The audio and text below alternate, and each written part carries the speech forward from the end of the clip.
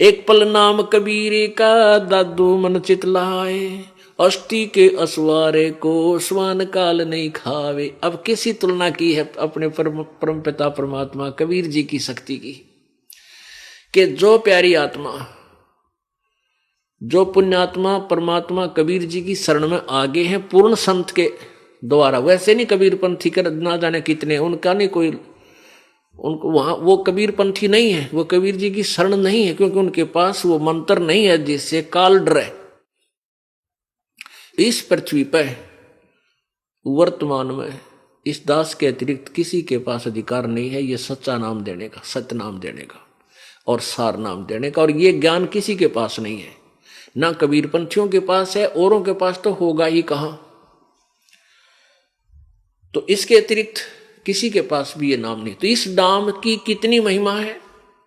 जिसने परमात्मा कबीर जी का सच्चा नाम ले लिया इस दास के द्वारा, तो वो कितना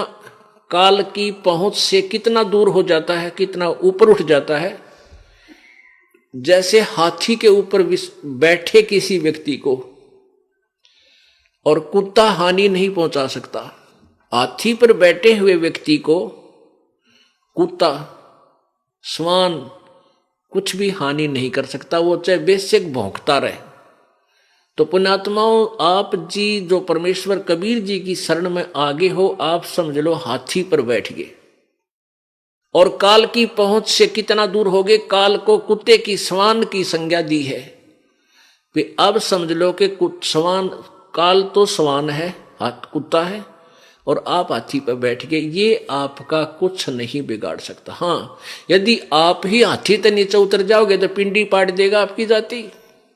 हाथी से उतरने का अर्थ है कि आपने यदि नाम तोड़ दिया, नाम टूट गया, तो परमात्मा की ओट हट गई, वो शरण थी, वो आड़ थी, जो सहारा था, मालिक ने वापस ले लिया, फिर तो काल आप पर खाओगा।